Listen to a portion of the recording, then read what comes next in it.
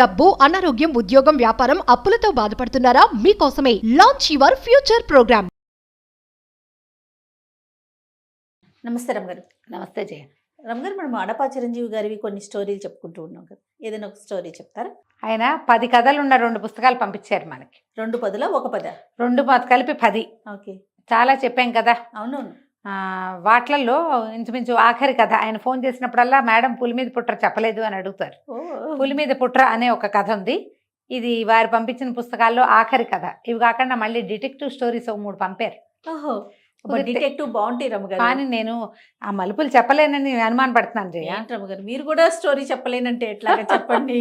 మీరు ఆరేది ఒక్కొక్కసారి అలా అనిపిస్తుంటుంది, అబ్బా ఇన్ని మలుపులు, ఇన్ని సస్పెన్స్, చెప్పలేను. భలే ఉంటాయి రమగారు, భలే ఇష్టం నాకు. చదివితే బాగుంటుంది, చెప్తే ఎలా ఉంటుందో ట్రై చేయాలి. ఆయన పంపారు, ట్రై చేసి చూద్దాము. చూడాలి. పులి మీద పుట్ర అంటే ఏంటండి? ఇది జానపద గాథే, చెప్తాం. కాదు రమగారు, మీనింగ్ ఏంటంటే పులి మీద పుట్ర, పులి మీద ఇది ఒక సామెత జయ. పులే వస్తుంది, పులి అదేదో చాలా పెద్దది అనుకుంటే దానికంటే పెద్దది వచ్చి మన నెత్తి మీద పడ్డాన్ని పులి మీద పుట్ర అంట. ఓకే, సామెత అది.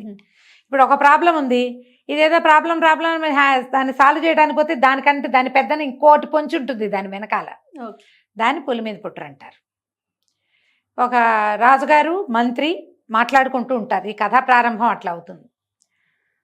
రాకుమారుడిని పిలుస్తారు. సైన్యాధిపతి, రాజు, మంత్రి డిస్కషన్ చేస్తూ. రాకుమారుడు జయశీలుడు. వీళ్ళది ఇది ప్రవాళ రాజ్యం. వీళ్ళకి పక్కన కుంతల, శంబర, విశాల, విరూపాక్ష ఇట్లా 5-6 నగరాలు ఉన్నాయి. అయితే వీళ్ళు ఏం చెప్తున్నారంటే మన పొరుగునున్న కుంతల మీద యుద్ధ ప్రయత్నం జరగబోతోంది. కుంతల కొంచెం చిన్నది, వీళ్ళది కొంచెం పెద్దది. ఈ కుంతల మీదకి రాబోతున్న వాడెవడు? శంబర రాజ్యానికి చెందిన రాజు. ఈ శంబర రాజ్యం ఏంటంటే బందిపోట్లు, దోపిడీగాళ్ళు ఏర్పరచుకున్న రాజ్యం అది. ముత్తాతల నాడు దారిదోపిడీ వాళ్ళకి ఆ రాజ్యాన్ని చేజెక్కించుకుని వాళ్ళు యుద్ధం చేస్తూ వచ్చారు. బలవంతులు వాళ్ళు. పైగా ఆ యుద్ధంలో నేర్పరులు, తెంపరి వాళ్ళు. ఇప్పుడు వాడు ఏం చేస్తాడు? పొరుగునున్న కుంతల మీదకి మొదట వచ్చి కుంతలని జయించాక వీళ్ళ మీదకి తిరుగుతాడు. ఇప్పుడు ఏం చెయ్యాలి? మాట్లాడుకుంటూ రాజకుమారుడైన జయశీలుణ్ణి కూడా పిలిచారు. ఇప్పుడు ఏం చేయాలి అన్న దాని మీద కాస్త డిస్కషన్ నడిచినాయి. 2 మార్గాలు. కుంతలకి హెల్ప్ చేయటం ఒకటి. కుంతలకి హెల్ప్ చేస్తే శంబరుడు ఆటోమేటిక్గా మనకి శత్రువైపోతాడు. శంబరుని అడ్డుకునేంత మనకి లేదు. చూసి చూడనట్టు ఊరుకుంటే కుంతల దొరికిందా? కుంతల, శంబరుడు 2 కలిస్తే పెద్దవైపోతాయి. వాడు మనకంటే పెద్దవాడు అవుతాడు. పనిమాల శంబరుడి మీదకి మనం ఇప్పుడు వెళ్ళామంటే బలవంతుడు, పైగా పోట్లాటకోరు, తెంపరివాడు, వాడి జోలికి వెళ్ళకూడదు. ఒక్కసారి కుంతల దొరికిందంటే ఆ లైన్లో విశాల, వీళ్ళు అందరూ ఉన్నారు. ఒకదాని మీద ఒకటి వచ్చేస్తాడు లైన్గా. ఏం చేయాలి? సరే, జయశీలుడు అన్నాడు, నాకు ఒక మార్గం, నన్ను ఎందుకు పిలిచారండి అన్నాడు. ఇప్పుడు ఇలాంటి పరిస్థితుల్లో మనం ఎట్లా రియాక్ట్ అవ్వాలి? కుంతలకి ఏదన్నా సహాయం చేయాలా? కుంతల్ని జాగ్రత్త పడమనాలా? శంబరుడు రాకుండా మన మీదకి రాకుండా మనం ఏదైనా జాగ్రత్త పడాలా? ఏం చెయ్యాలి?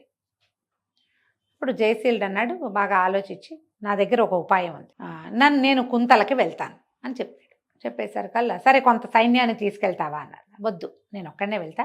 నాకు సహాయంగా ఈ మంత్రి గారికి ఒక కుమారుడు ఉన్నాడు, చిత్రాంగుడు. ఆ చిత్రాంగుడు రాజుగారి అబ్బాయికి ఫ్రెండ్ బాగా. చిత్రాంగుడు పంపించండి చాలు, మేమిద్దరం వెళ్తాం అనేసరికి వాడు, ఎందుకు బాబు, నీకు అనవసరంగా వాడి వల్ల నీకు తలకాయ నొప్పి వస్తుందంటే, కాదండి, గట్టివాడే, అల్లరివాడు, కుంటివాడు, కానీ అసలు విషయం వచ్చినప్పుడు అతని ప్రతాపం బయటపడుతుంది. తెలివైనవాడు, ప్రతాపవంతుడు కూడా అని నేను చిత్రాంగుడిని తీసుకెళ్తాను అన్నాడు. మనం ఇక్కడ జయశీలుడి గురించి చెప్పుకోవాలి. ఇతను మహాప్రతాపవంతుడు, చాలా ఖడ్గ విద్యలో అద్వితీయుడు. ఆ పరగణాల్లో అలాంటి వాడు లేడని పేరు. గురువుగారు చాలా గట్టిగా నేర్పించారు. అసలు కత్తి తిప్పటంలో అతని లాంటి వాళ్ళు ఇంకొకళ్ళు లేరు ఆ ప్రాంతంలో. కుర్రాడే, ఓ 25 సంవత్సరాలు ఉంటుంది. ఇంకా తండ్రి గారు గట్టిగానే ఉన్నారు కాబట్టి యువరాజుగానే చెలామణి అవుతున్నాడు. రాజ్యం ఇంకా అతని చేతికి రాల. వివాహితుడు కాదు, అవివాహితుడు. చిత్రాంగుడు, జయశీలుడు ఇద్దరు కలిసి 2 పంచకళ్యాణి గుర్రాలతోటి బయలుదేరారు. దీన్ని ఎట్లా వెళ్తాం? సరే, కొన్ని ఊర్లు దాటారు. వీళ్ళు రాచరికపు వ్యవహారం ఏమీ కనపడకుండా సామాన్య సైనికులు లాంటి వేషాలలో, అంటే సింపుల్ బట్టలు, నగా నాణ్యం లేకుండా ధనం దాచుకుని సంచుల్లో పెట్టుకున్నారు, కానీ వాళ్ళ చేతుల్లో ఏం లేవు. మామూలుగా ధనాన్ని సూచించేవి వస్త్రాలే, బట్టలు, నగా నాణ్యము, మెళ్ళలో ఉండే మణిమాణిక్యాలు, చెవులకు ఉండే కుండలాలు, పట్లలో ఉండే మణులు. వాటి వల్ల వీడు సామాన్యుడా, పెద్ద కుటుంబీకుడా, రాచ కుటుంబమా అనేది తెలుస్తుంది.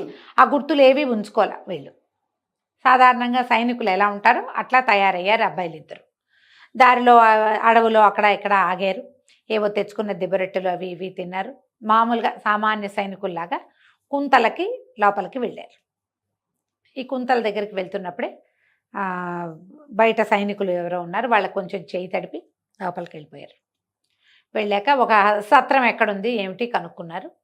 ఏమిటి ఇట్లా ఎంతమంది గస్తీ తిరుగుతున్నారు, చాలామంది గస్తీ తిరుగుతుంటే అడిగారు, ఇక్కడ ఏమిటి గస్తీ తిరుగుతారా, ఇది ఎంత జాగ్రత్తగా చేస్తారంటే ఏదో అలవాటుగా చేస్తారు నాయన, మా రాజుగారికి ఏం తెలీదు, ఆయన పెద్దగా వ్యవహారాలు ఏం లేవు, ఆయనకు గుర్రాలు పిచ్చి, గుర్రాలు చూసుకోవటం తప్పిస్తే రెండోది లేదు, అశ్వబలమే ఉంది కానీ మాకు సైనిక బలం ఎక్కువగా లేదు, అన్ని గుర్రాలే ఉన్నాయి, మహాగుర్రాల పిచ్చి రాజుగారికి, పెద్దగా సైనిక బలము అది ఏం పెంచుకోవాలి, చాలా సామాన్యంగా ఉంది, ఈయనంత సమర్థుడు కాదు, ఒక్కగానొక్క కూతురు, ఆ పిల్లని ఎవరో ఒక అయ్యే చేతిలో పెడితే ఏదో జరుగుతుంది, సరే మీరెవరు ఏమిటి అని వాళ్ళు కూడా అడిగితే ఉద్యోగాలు చూసుకోవడానికి వచ్చామన్నారు. ఓ సత్రం చూపించారు, సత్రానికి పోయి తిని పడుకున్నారు. పడుకుని బాగా ఆలోచించుకుని పొద్దున్నే ఏం చేశారు, తమ 2 గుర్రాలని అవతల ఎక్కడో సరస్సులు ఏవో ఉంటే అక్కడికి తీసుకుపోయి బాగా తోమి చక్కగా ప్రయాణం చేసి వచ్చే 3 రోజులు అయింది, మొత్తం శుభ్రంగా తోమారు. తోమేసిన తర్వాత ఏం చేశారు, చక్కగా బజార్ వెళ్ళి మంచి మంచి రంగురంగుల గుడ్డలు పట్టుకొచ్చి ఈ గుర్రాలకి కళ్ళాలకి మెడల దగ్గర చెవుల దగ్గర అక్కడ చక్కగా అలంకారం చేశారు. చేసి ఈ 2 గుర్రాలని తీసుకుని రాజుగారి ఆస్థానానికి వెళ్ళారు. వెళ్ళేసరికల్లా అక్కడ ఒక అత్యవసర సభ జరుగుతుంటే అక్కడ మంత్రి గారు ఉన్నాడు. ఆయన యశోవంతుడు, చాలా తెలివిగలవాడు. ఆయన రాజుకి శతవిధాలా ఒప్పించడానికి ట్రై చేస్తున్నాడు. మన దగ్గర అశ్వబలం ఉందే, అది చాలదు, శంబరులు వచ్చి మన మీద పడతారు అంటే ఏదో నయానో భయానో చెప్దాము, మన దగ్గర గుర్రాలు ఉన్నాయిగా అంటాడు రాజుగారు. గుర్రాలతో యుద్ధం అవ్వదండి అని ఎంత చెప్పినా రాజుకు అర్థం కాదు. ఆయన నెత్తి బాదుకుంటూ ఉంటాడు యశోవంతుడు. ఆయన ఎంత చెప్పదలుచుకున్నా ఈ రాజుకి, కుంతల రాజుగారికి అర్థం కాదు. వీళ్ళు ఏం చేశారు, ఈ కుర్రాళ్ళిద్దరూ వెళ్ళి గుర్రాలు పుచ్చుకొని వెళ్ళి వాకిట్లో ఉన్న వార్తాహరుడికి చెప్పారు, మన సైనికులు ఉంటారు, రాజుగారిని చూడాలంటే ఆమె చాలా అత్యవసర సమావేశంలో ఉన్నారు, ఇప్పుడు కుదరదన్నాడు. వీళ్ళు మెల్లిగా వాళ్ళ చేతులు తడిపారు. తడిపి 2 గుర్రాలు తెచ్చాం పారసిక దేశం నుంచి అని చెప్పమన్నారు. ఈ సైనికుడు లోపలికి పోయి చేతులు తడిపించుకున్నాక పారసిక దేశం నుంచి 2 గుర్రాలు వచ్చాయండి, ఓ 2 అబ్బాయిలు వచ్చారు. బాగుంది. ఈయన వెంటనే అత్యవసర సమావేశం మానేసి ఆ గుర్రాలు చూడడానికి పరిగెత్తాడు. రాజుగారికి అంత గుర్రాల పిచ్చి. వెళ్ళి చూస్తే గుర్రాలు మామూలుగా లేవు, తలతళ్ళాడిపోతున్నాయి. ఇలాంటి గుర్రాలు నేను ఎప్పుడూ చూడలేదంటే చిత్రాంగుడు అంటాడు, ఇంత బాగా అలంకరించిన గుర్రాలు మీరు చూసుండర్లేండి అంటాడు. రాజుకి అర్థం కాలేదు, ఎందుకంటే గుర్రం బాగా కనపడడానికి చేయబడిన అలంకారమే కనపడుతోంది. అదే కదా. అయితే ఇతను అన్నాడు జయశీలుడు, మాకు ఈ గుర్రాలకు ఒక ప్రత్యేకత ఉందండి అని చెప్పి మీరు గుర్రాన్ని అక్కడెక్కడో తీసుకెళ్ళి నిలబెట్టాడు. మీరు చప్పట్లు కొట్టండి అన్నాడు. చప్పట్లు కొట్టంగానే గుర్రం పరిగెత్తుకొచ్చింది. పిలిస్తే వస్తుంది, ఇది ఏలేస్తే వస్తుంది, అట్లా ట్రైనింగ్ ఇవ్వబడి వీళ్ళు చేశారు. అట్లా వాళ్ళ దగ్గర ఉన్నాయి. ఆయనకి ఎంత నచ్చినాయో.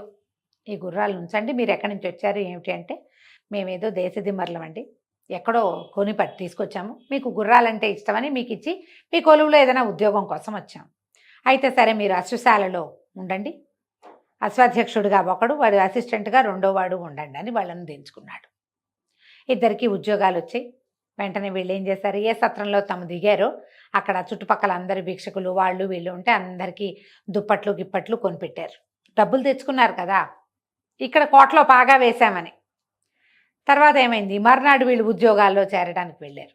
రాజుగారికి ఒకే ఒక అత్యద్భుత సౌందర్యవతి అయిన కూతురుంది. వీళ్ళు గుర్రాలశాల అవి సవరిస్తుంటే రాజుగారి అమ్మాయి సౌందర్యవతి అయిన స్వప్నమాధురి అనే రాజకుమార్తె ఇక్కడికి వచ్చింది. కొత్తగా గుర్రాలు వచ్చాయి చూద్దామని. ఆ గుర్రాలు చాలా బాగున్నాయని వాళ్ళ నాన్న చెప్పాడు. ఓ గుర్రం ఎక్కింది. ఆ గుర్రమేమో ఆ అమ్మాయిని పడేయటానికి ప్రయత్నం చేసింది. ఇతను బాగా కంట్రోల్ చేసి జయశీలుడు ఆ గుర్రాన్ని ఆపి ఆమెను దింపాడు. ఆమె కాస్త చూసేసరికల్లా వీడు ఉద్యోగస్తుడిలాగా కాకుండా తలతల్లాడే మొహంతో శౌర్యము ప్రతాపము కనపడుతున్నాయి. జబ్బలు గిబ్బలు పొంగి మంచి బలశాలిగా ఉన్నాడు. ఈ అబ్బాయి మీద ఇంట్రెస్ట్ మొదలైంది అమ్మాయికి. పొద్దున సాయంత్రం 3-4 రోజులు వరుసగా వచ్చింది గుర్రాలు చూసే నెపంతో. ఈ జయశీలుడు కూడా ఆ రాజకుమార్తె ప్రేమలో పడ్డాడు. ఇప్పుడు తను రాజకుమారుడు, రాజకుమార్తెని ప్రేమించడం ఓ కథ అయితే, రాజకుమార్తె అశ్వశాలలో ఉద్యోగం చేసేవాడితో ప్రేమలో పడ్డం ఏంటి చెప్పు. ఆ కాలపు కథలన్నీ ఇలాగే ఉండేవి. రోజు వచ్చేది, మెల్లిగా వీళ్ళిద్దరికీ ఫ్రెండ్షిప్ అయింది. అయితే ఇంతలో ఏమైంది, ఈ శంబర రాజ్యం నుంచి ఇది వచ్చేస్తోందని, ఏమిటి యుద్ధం రాబోతోందని వాళ్ళకి ఖచ్చితంగా తెలిసిపోయింది యశోవంతుడికి. మహారాజా వీళ్ళు యుద్ధానికి రాబోతున్నారు, మనం ఏదైనా జాగ్రత్త పడాలి, ఏమైనా చేయాలంటే సరే ఈయన బాగా ఆలోచించి రాజ్యం కనుక కొల్లగొడితే ఏమవుతుంది, రాజు అవుతాడు. పోనీ మన అమ్మాయిని అతనికి ఇచ్చి పెళ్లి చేస్తామని ఒక ఉత్తరం రాస్తే సరిపోతుంది కదా అని చెప్పి మా రాజకుమార్తెని మీకు ఇచ్చి పెళ్లి చేస్తామని ఉత్తరం రాయించాడు. ఆ అవతల వాడు ఉన్నాడు కదా శంబర రాజ్యానికి రాజు, మార్తాండు ఆ రాజు, ఏది శంబర దేశానికి రాజు. అతను ఎట్లాగూ యువకుడే, వివాహం చేసుకుని యువకుడు కాపోయినా వివాహాలు చేసేవాళ్ళు. రాజకుమార్తెని ఇచ్చి పెళ్లి చేస్తామని ఉత్తరం రాయించారు, పంపించారు. వాడేం చేశాడు, రేపొద్దున మీ రాజ్యం మా వశమైతే మీ రాజ్యం అంతా మాదే, మీ యువరాణి కూడా మాదే. ఇప్పుడు కొత్తగా పెళ్లి చేసుకోవటం ఎందుకు, మీ యువరాణిని మాకు పెళ్ళి అక్కర్లా, మీతో మాకు సంబంధం అక్కర్లా, రేపు చచ్చినట్టు మీరు మాకు లొంగుతారు, మేము ఎలాగూ మీ మీద గెలుపొందుతాం అని మీ యువరాణి మాకు అక్కర్లేదని రాసేసాడు. ఏం చేయాలో తెలియలా, యుద్ధం ముంచుకొచ్చేలాగా ఉంది, ప్రమాదాలు అన్ని పక్కల నుంచి ముంచుకొచ్చేస్తుంది, ఏం చేయాలి. అయితే చాలా దిగులు పడుతున్నారు. జయశీలుడు చిత్రాంగుడు రాజాల మందిరంలో తిరుగుతూ మెల్లిగా వార్తలు సేకరించుకుంటూనే ఉన్నారు.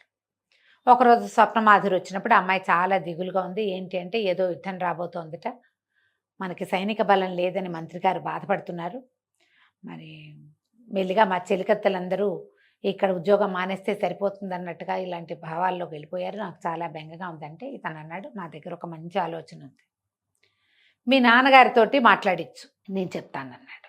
అనేసరికి సరే అమ్మాయి ఏం చేసింది, తండ్రికి చెప్పింది, ఇతను మనకి అశ్వశాలలో ఉన్న అతను నీకు 2 గుర్రాలు తెచ్చిపెట్టాడు కదా, వాళ్ళ దగ్గర ఒక ఉపాయం ఉందంటున్నాడు, నువ్వు మాట్లాడమని. సరే రాజుగారికి ఈ సమయం ఏంటి, విపత్కర పరిస్థితిలో వాడి చిన్న ఉద్యోగి, వాడు చెప్పేది ఏమిటి అట్లా అనుకోలే. సరే మాట్లాడదామని మంత్రి గారిని కూడా కేకేసుకొచ్చారు. మంత్రి, రాజు, యువరాణి, చిత్రాంగుడు, జయశీలుడు అందరూ కూర్చున్నారు. కూర్చుంటే జయశీలుడు అన్నాడు, దీనికి సరిపడా ఉపాయం నేను చెప్పగలను, చేయగలను, నాకు మీరు ఒక్క అవకాశం ఇవ్వాలి. ఈయన అన్నాడు, అయితే నేను మంత్రిని చేస్తానన్నాడు రాజు. ఆయనకి ఈ పరిస్థితి తప్పాలంతే, ఒప్పుకోలే జయశీలుడు. నన్ను మంత్రిని చేయటం ఏంటండి, యశోవంతుడు చాలా అద్భుతమైన వ్యక్తి, రాజ్యానికి మంత్రి ఇలాంటి వాళ్లే ఉండాలి. ఆయనకి సంతోషం వచ్చింది మంత్రి గారికి. కుర్రాడు వినయశీలిగా ఉన్నాడు, బాబు నీ ఉపాయం ఏమిటి చెప్పు అన్నాడు. కొన్ని రోజుల పాటు రాజ్యంలో నేనేం చెప్తే అది జరగాలి, వీళ్ళని నయానా భయానా మనం బయటికి పంపించాలి. ఇప్పుడు మన రాజ్యంలో మనకి ఏముందో ఏం లేదో వార్తలు తీసుకెళ్ళడానికి తప్పకుండా కొంతమంది జనం ఈ ఊళ్ళో తిరుగుతున్నారు, అలాగే చేస్తారు. రాజుల విధానం ఏమిటి, కొంతమంది గూఢచారులను పంపిస్తారు, వాడు ఇక్కడ ఆనుపాను తెలుసుకుంటాడు కదా, ఆ వచ్చిన వాళ్ళని మనం మిస్లీడ్ చేయాలి, పక్కదోవ పట్టించాలి.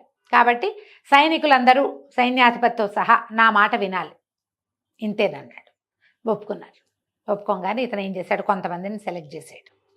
రాజుగారికి ఎంత సైనిక బలం ఉందో, ఎంతమంది వచ్చినా తిప్పికొట్టి విసిరేసి పారేయగలరు అని ఒక పుకారు లేవదీశాడు.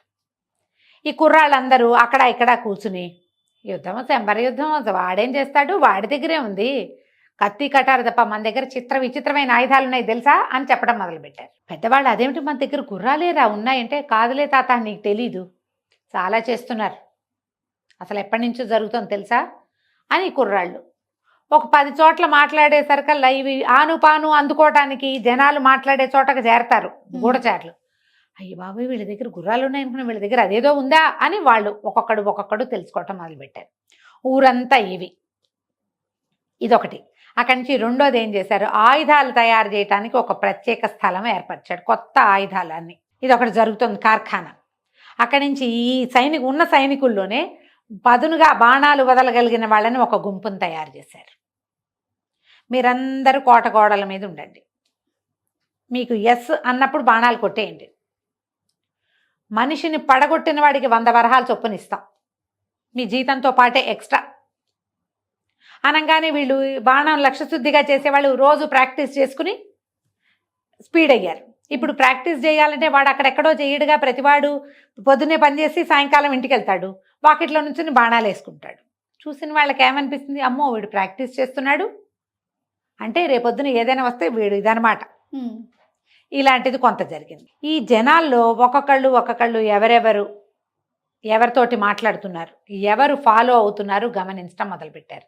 ఈ గుంపును కొంతమందిని రెడీ చేశాడు. ఎవరైతే విషయాలు వింటున్నట్టుగా ఒక్కొక్క చోట విషయాలు సేకరిస్తున్నట్టుగా కనపడుతున్నారు, కామన్గా ప్రతి చోట కనపడుతున్న మొహాలు ఏమిటి, వీటి అబ్జర్వేషన్. ఇప్పుడు ఒకసారి కనుక ఈ పని మొదలు పెడితే అన్నీ అబ్జర్వ్ చేస్తారు. చిత్రాంగుడు కూడా ఈ పనుల్లో ఉత్సాహంగా పాల్గొనటం మొదలుపెట్టాడు. ఏం చేశారంటే ఒకరోజు రాత్రి ఈ జనాలు కాస్త కొంతమంది మాట్లాడుకుంటుంటే ఒకడు మాట్లాడుతున్న వాళ్ళ దగ్గరికి వచ్చాడు. అదేంటి మీ దగ్గర ఇదివరకు ఏం ఉండేవి కాదే, ఇప్పుడు ఎలా వచ్చాయి అని అడిగాడు. ఇప్పుడు రావటం ఏంటి, ఎప్పటి నుంచో వచ్చినాయి, ఏనాటి నుంచో చేస్తున్నారు, ఎన్ని ఆయుధాలు తయారవుతున్నాయో అసలు ఒక్కొక్క దాన్ని చూస్తే కళ్ళు తిరిగిపోతున్నాయి అన్నాడు చిత్రాంగుడు. వాడు కొండగొర్రెలాగా చూస్తున్నాడు, అలా చూస్తున్నాడు అనమాట. కాసేపు అయ్యాక మాటలన్నీ అయిపోయాక వాడు నడిచి వెళ్ళటం చూశాడు చిత్రాంగుడు. వీడు ఎక్కడికో వెళ్తున్నాడు అని చెప్పి వాడిని ఫాలో అయ్యి వెళ్తే వాడు కోట గోడలు దాటేసి బయట కొంతమంది జనాలు ఉన్న చోటకి వెళ్ళాడు. ఆయుధాలు తయారవుతున్నాయట, మీరందరూ వెళ్ళి మార్తాండుడికి తెలియజేయండి, ఇలాంటివి మాట్లాడుకున్నాక అసలు ఇవి ఎక్కడ తయారవుతున్నాయో చూడడానికి వీళ్ళు వరుసగా ఈ కోట గోడల దగ్గర చేరి లోపలికి రావడానికి ప్రయత్నం చేశారు. వెంటనే చిత్రాంగుడు విజిలేశాడు. వీళ్ళకి ఈలే వాళ్ళ సాధనం. వేగాన్ని కోట గోడల మీద రోజు ప్రాక్టీస్ చేస్తున్న బాణాలు వేయటం వాళ్ళు నుంచున్నారుగా, టపా టపా టపా టపా బాణాలు వేశారు. ఇక దొరికిన వాడికి దొరికినట్టుగా దొరికేశారు. మనుషులు కనపడుతుంటే బాణం వేయటం సులువు కదా, అందరికీ తగిలినాయి. మొదట ఈ విషయాన్ని తెలుసుకున్నవాడు మాత్రమే బతుకున్నాడు, మిగిలిన వాళ్ళంతకీ తగిలేసింది. బాణాలేసి కొట్టిన ప్రతి వాడికి 100 వరహాలు ఇచ్చారు. వాళ్ళు ద్విగుణీకృతోత్సాహంతో పనిచేస్తారు, అంతేగా. అక్కడి నుంచి నాకు 100 వచ్చింది, నేను పని చేశాననగానే రెండో వాడికి ఉత్సాహం వస్తుంది, నేను కూడా ఏదో ఒక పని చేస్తాను, ఏదో ఒక విషయంలో జాగ్రత్త పడతానని సైనికులు కూడా కూడడం మొదలుపెట్టారు. ఎక్కడెక్కడ కుర్రాళ్ళు సైన్యంలో చేరడానికి ఉత్సాహం చూపిస్తున్నారు. కుర్రాళ్ళందరినీ లైన్లో పెట్టుకున్నారు. వీళ్ళకి ట్రైనింగ్ మొదలైంది. అక్కడి నుంచి ఆయుధాగారాలు మొదలైనాయి. అసలు ఊళ్ళో 10 చోట్ల ఆయుధాలు తయారవుతున్నాయి అనేంత సినిమా చూపించారు. ఈ మిగిలిపోయాడుగా ఒకడు, వీడు పరిగెత్తుకుంటూ మార్తాండు దగ్గరికి వెళ్ళాడు. చాలా ఉందండి సైన్యము, అసలు ఎన్ని బాణాలు వేశారో, అందరూ పోయారు, నేను ఒక్కడనే మిగిలాను. ఊళ్ళో 10 చోట్ల ఉన్నాయట ఆయుధాగారాలు, ఎక్కడెక్కడ తయారవుతున్నాయో తెలీదు, ఏమైపోతుందో అర్థం కావట్లేదు అంటే వీళ్ళు ఏమన్నారు, అలా కాదు, మేము ఒకసారి వచ్చి కోటలో వెతుకుతాం, ఒక గుంపును పంపిస్తానన్నాడు. ఈ కోటకి అన్ని పక్కల గోడల మీద నుంచి పైకెక్కటానికి అవకాశం ఉంది. కోట గోడ కూడా ఇట్లా సాఫీ గోడ కాదు, మలుపులుగా ఉంటుంది. ఆ మలుపుల్లో ఎక్కేసేయచ్చు ఈజీగా. సరే వీళ్ళు ఒక 200 మందో 180 మందో కోట గోడలకి ఎక్కడం మొదలుపెట్టారు. అయితే ఈ గోడల మలుపుల్లో ఇంతంత హంసల్లాంటి బొమ్మలు ఉన్నాయి. ఆ హంస ఇట్లా వంగి ఉన్నట్టుగా కనిపిస్తోంది, చెక్క హంసలాగా కనపడుతోంది, అలంకారానికి పెట్టారు. ఈ పైనుంచి కింద నుంచి ఎక్కుతూ ఉంటే సడన్గా ఆ హంస నోట్లోంచి ఇంతంతే 25-30 బాణాలు రావడం మొదలుపెట్టాయి. ఓ బాణం తప్పుతుంది, అన్ని బాణాలు ఎందుకు తప్పుతాయి? బాణం తగిలిన వాడు తగిలినట్టు చచ్చిపోయారు, మొత్తం కింద పడిపోయాయి. పైగా వీళ్ళ శరీరాలు నల్లగా మాడిపోయినాయి, విషపు బాణాలు. ఈ చెక్క హంసల్లోంచి బాణాలు రావటం ఏంటి? ఇదేదో కొత్త విద్య, మనకు తెలీదు, వీళ్ళకి తెలుసు. మళ్ళీ కింద పడిపోయిన వాళ్ళని కింద ఉన్న వాళ్ళు మోసుకుపోయారు, అంతా చచ్చిపోయారు. 2-3 మిగిలారు అంతే వాళ్ళు. ఇది కూడా మార్గం కాదు. ఏమిటి ఈ ప్లాన్లు ఎట్లా వస్తున్నాయి? ఇంతకుముందు వీళ్ళకి ఏమీ లేదు, ఈ చెక్క హంసలు కొత్తగా పెట్టబడ్డాయి. అప్పుడు మెల్లిగా వార్తలు తీసాక ఇదంతా ఒక యువకుడు నడిపిస్తున్నాడు. వీడేవిడ్రా పులి మీద పుట్రా, వాడెవడు? రాజకుమారుడు కాదు, రాజకుమార్తెకి వివాహం కాలేదు, రాజుగారికి అసలు కొడుకులే లేరు, మంత్రికి కొడుకులు లేరు, కూతుళ్ళే ఉన్నమంతా. వీడెక్కడి నుంచి వచ్చాడు? ఆను పాను తీశారంతా. తీస్తే ఏముంది, వాడు ఒక గుర్రాలు పుచ్చుకొచ్చాడు, గుర్రాల దగ్గర పనిచేస్తాడు. కానీ వాడి కనుసన్నల్లోనే మొత్తం సైన్యం ఉంది తెలుస్తోంది. వాడిని ఎట్లా పట్టాలో తెలియలే, ఏం చెయ్యాలి? సరే ఒక్కసారి మొత్తం దండులాగా వచ్చి పడిపోతాం. ఈ లోపల రాజకుమార్తెకి తెలిసింది, తను పెళ్లి చేస్తామని వీళ్ళు అడిగారని, వాళ్ళు వద్దన్నారని. ఈసారి ఇప్పుడు ఎందుకు రాజకుమార్తెని పెళ్లి చేసుకుంటాను, ఉత్తరం రాద్దాం కదా అని మార్తాండు అండుకో అనుకున్నారు. ఓ ఉత్తరం పంపించారు, మీ రాజకుమార్తెని పెళ్లి చేసుకోవడానికి నేను రెడీ అని. నువ్వు రెడీగా ఉంటే మేము ఇవ్వద్దు, మాకు అక్కర్లేదు, నీ భర్త ఎట్టబట్టాలో మాకు తెలుసు, నువ్వేం చేస్తావో చెయ్యి, నీ సంగతి మేము చూస్తామని రాశారు ఉత్తరం. ఇంతకుముందు ధైర్యం లేదు, ఇంతకుముందు వాళ్ళు భయపడ్డారు, భయపడి మా పిల్లని ఇస్తాం బాబు మమ్మల్ని వదిలేయమన్నారు. ఇప్పుడు తెగించేశారు. వాళ్ళు తెగించినప్పుడు మనము తెగించాలి, దండుగా పడిపోదామని మార్తాండు కుప్పలు తెప్పలుగా జనాలు వేసుకుని ఒక్కసారిగా వచ్చేసాడు. వచ్చేస్తే ఏముంది, వీళ్ళకి ఎట్లాంటి ప్లాన్లు ఏర్పరిచి పెట్టుకున్నారు. వీళ్ళు ఆయుధాగారం మీద పడదామనుకున్నారు. వీళ్ళేం చేశారు, ఆయుధాగారం ఒక చోట తయారవుతుంది, వాళ్ళు పట్టేశారు. 10 చోట్ల చూశారు, రెక్కీలు నిర్వహిస్తారు కదా, ఒక చోటే ఆయుధాగారం. అప్పుడు వీళ్ళేం చేశారు, ఎప్పుడైతే ఆయుధాగారం మీదకి వస్తారని అనుమానం వచ్చిందో ఆయుధాలన్నీ వేరే చోటకి తరలించి బోలెడంత చెత్త పేర్పించారు. అక్కడ పనిచేసేటప్పుడు చెత్తలు వస్తాయా, అవన్నీ అక్కడ చేర్చారు. జనం దాని మీదకి రాగానే దాన్ని పేల్చేశారు. చిన్న చిన్న కప్పలు లాంటి కప్పలు వచ్చి మీద పడతాయి, కప్ప ఢామని పేలుతుంది, బాంబులు లాంటివి, ఇలాంటివి చేశారు. వీడు పులి మీద పుట్ర, చేయగలిగేది ఏం లేదు. సరే తెగించి పోరాటానికి దిగారు. వీళ్ళు దండుగా యుద్ధం చేశారు, పట్టేశారు. పట్టేసిన తర్వాత వాళ్ళల్లో ఒకటి గట్టిగా అరిచాడు, ఇది అన్యాయం, మీరు చీకటి మాట మాతో యుద్ధం చేస్తున్నారు. అరిచేసరికల్లా జయశీలుడు అడిగాడు, ఏముంది అన్యాయం, మీరు చేయట్లేదా చీకటి మాట, మీరు దారి దోపిడీలు చేసిన ఆలోచనతోటే కదా ఇంతమందిని పంపించావు మార్తాండా అన్నాడు. అనగానే గుర్తుపట్టేశాడని తెలిసిపోయింది. మార్తాండు అన్నాడు, నీ దగ్గర బోళ్ళంత సైన్యం ఉంది, నా దగ్గర సైన్యం ఉంది, కొట్టుకున్నాము, నాతో ద్వంద్వ యుద్ధం చెయ్యి నీ వల్ల అయితే. అంతకుముందే ఈ కొండగొర్రెలాగా చూస్తున్నవాడు చెప్పాడు, వాడు కత్తి తిప్పితే మామూలుగా తిప్పడండి ఆ కుర్రాడు, ఆ కత్తి తిప్పితే మనం ఎన్ని విసిరినా 100 మంది చుట్టూతా విసిరినా సరే వాడి ఒంటికి చిన్న గీత కూడా పడదు, అంత ఖడ్గచాలనం వచ్చు వాడికి, వాడు చాలా గట్టివాడు, ముఖాముఖి పోటీల్లో 3-4 సార్లు ఎదుర్కొన్నాము, వాడు వచ్చాడంటే వాడు 100 మందికి ఘాట్లు పెట్టగలడు, కొంతమందిని చంపేయగలడు అని. ఆ మార్తాండు ఈ జయశీలుడు ఇద్దరు యుద్ధానికి దిగారు. కాసేపు అయ్యేసరికల్లా ఏముంది, ఇతనేమో బాగా ప్రాక్టీస్ ఉన్నవాడు, మార్తాండు బండ యుద్ధం వచ్చు అతనికి, దండుగా మీద పడిపోవటమే. ఈ సునిశ్చితమైన ఖడ్గ విద్య అతనికి రాదు. దొరికిపోయాడు.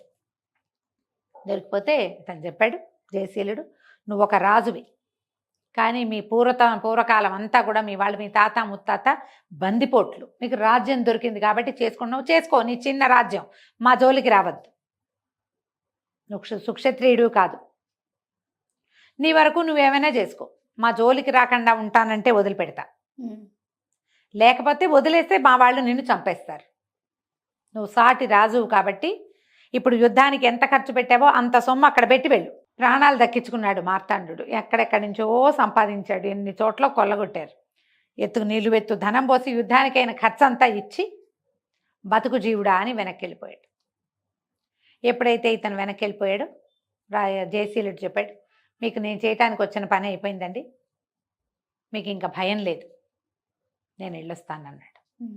అనేసరికల్లా ఈ అమ్మాయి ఏమో ఇతన్ని ప్రేమించాను. ఇప్పుడు అశ్వపాలకుడికి ఎట్లా ఇస్తారు కుమార్తెని అంటే ఇతను చెప్పాడు, నేను పక్కనున్న రాజ్యానికి రాజకుమారుణ్ణి, ఈ సమస్య వస్తుంది, ఇప్పుడు మీ మీదకి వచ్చిన వాడు రేపొద్దున విశాల మీదకి విరూపాక్ష మీదకి అన్నిటి మీదకి వస్తాడు, మీకు ఇబ్బంది వస్తే మాకు కూడా వస్తుందని మీ ఇబ్బంది తొలగించడం కోసం ఈ ప్రయత్నం చేశాను అనేసరికి రాజు ఎంతో సంతోషించాడు. నువ్వు ఒక రాజకుమారుడి అయ్యుండి యువరాజువి, రేపొద్దున రాజు కాబోతూ కూడా నువ్వు ఇంత సాహసం చేసావు, ఇంత సహాయం చేసావు, ఒక ఉద్యోగిగా ఉండి నువ్వే రాజుగా ఉంటే మా రాజ్యాన్ని ఎంత బాగా చూస్తావో, మా అమ్మాయిని స్వీకరించి రాజ్యాన్ని ఏలుకోమన్నాడు.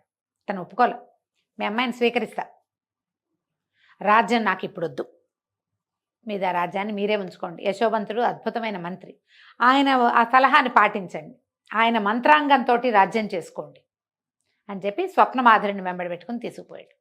స్వప్నమాధురి పక్కన ఇంకో చెలికత్తి ఉంది, ఆ చెలికత్తని చిత్రాంగుడికి ఇచ్చి వివాహం చేస్తామన్నారు. తీసుకుని వెళ్ళిపోయాక అక్కడ పెళ్లి ఏర్పాట్లు చేసుకున్నాక వీళ్ళందరూ వివాహానికి వచ్చారు. వీళ్ళిద్దరూ కలిసి ఉన్నారు, కలిసి హాయిగా ఉన్నారు. అయితే ఈ మార్తాండుని ఎప్పటికప్పుడు దారిలో పెట్టాలి, మనమే మార్తాండుని జయించి వాడి రాజ్యాన్ని సొంతం చేసుకోవాలి అని ఆలోచిస్తూ సుఖంగా హాయిగా కాలక్షేపం చేశారు. పులి మీద పుట్ర సమాప్తం. బాగుంది. నమస్తే. నమస్తే.